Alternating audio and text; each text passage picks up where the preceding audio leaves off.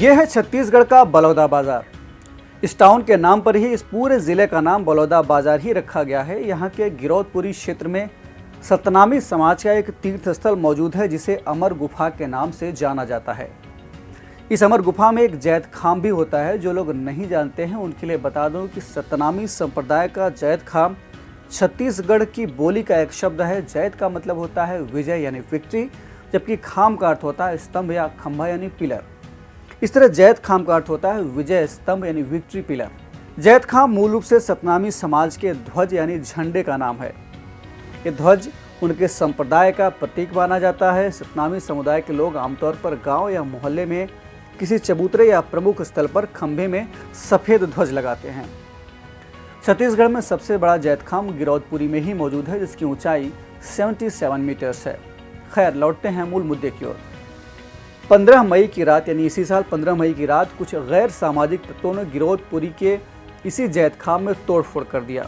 इसके बाद सतनामी समाज के लोगों ने इस पूरी घटना की सीबीआई से जांच कराने की मांग की, लेकिन प्रदेश सरकार ने इस घटना के न्यायिक जांच के आदेश दिए। इससे लोग असंतुष्ट हो गए, नाराज हो गए। 10 जून को इस समुदाय के करीब हजारों लोगों ने बलौदा बाजार के एसपी ऑफिस में आग लगा दी और डिस्ट्रिक्ट मजिस्ट्रेट के कार्यालय पर भी भारी पथराव किया। इससे पूरे इलाके में तनाव का माहौल हो गया। प्रशासन इस पूरे मामले को सुलझाने के लिए लगी हुई है। हमने सोचा आपको इस घटना से जुड़ा हुआ जो सतनामी संप्रदाय है इसके बारे में बताया जाए। सतनामी संप्रदाय की स्थापना बीरभान नाम के एक संत ने नारनौल में 1657 में की थी। सतनामी ज्यादातर किसान, दस्तकार और तथाकथित नीची जाति के लोग थे। सत्य और ईश्वर में विश्वास रखने के कारण ये अपने आप को सतनामी कहते हैं। सतनामियों को एकेश्वरवादी संप्रदाय कहा गया है, यानी ये एक ही ईश्वर की पूजा करते हैं। इनके धार्मिक ग्रंथ को पोथी कहा जाता है। सतनामी अपने पूरे शरीर के बालों को मुड़वा कर रखते थे, यानी बाल नहीं रखते थे, इसी कारण इन्हें मुंडिया भी कहा जाता था। यहाँ एक घटना के बारे में आपको बताऊं कि किस तरह से मुगल सम्राट औरंगजेब ने इस पूरे समुदाय का वजूद मिटा दिया था, लेकिन धीरे धीरे ये समुदाय फिर से विकसित हुआ। औरंगजेब के साथ सतनामी समुदाय के इस संघर्ष को सतनामी विद्रोह नाम दिया जाता है। हुआ यूं कि एक बार सतनामी और एक मुगल सैनिक अधिकारी के बीच कुछ छोटा मोटा झगड़ा हो गया। विद्रोह तब भड़क उठा जब मुगल सैनिक ने उस सतनामी को मार डाला। सतनामियों ने भी बदला लेने के लिए सैनिक को मार डाला और बदले में और भी ज्यादा मुगल सैनिकों को भेजा गया।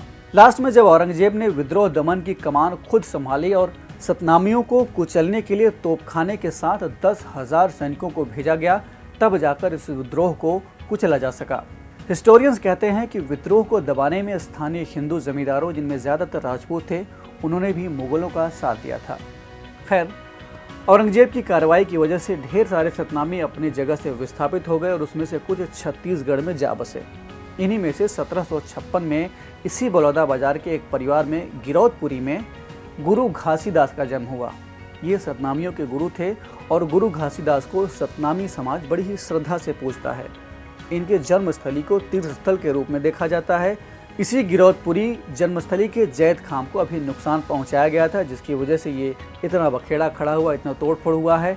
नाराज प्रदर्शनकारियों का कहना है कि पुलिस ने असली आरोपियों को नहीं पकड़ा है और वो दोषियों को बचा रही है। बहरहाल मामले की जांच चल रही है। जांच के बाद ही सही तस्वीर स्पष्ट हो सकेगी। इस एपिसोड में इतना ही। मैं केसरी हाजिर होऊंगा फिर कुछ नई जानकारियों को लेकर। तब तक के लिए मुझे दीजिए इजाज़त। नमस्कार।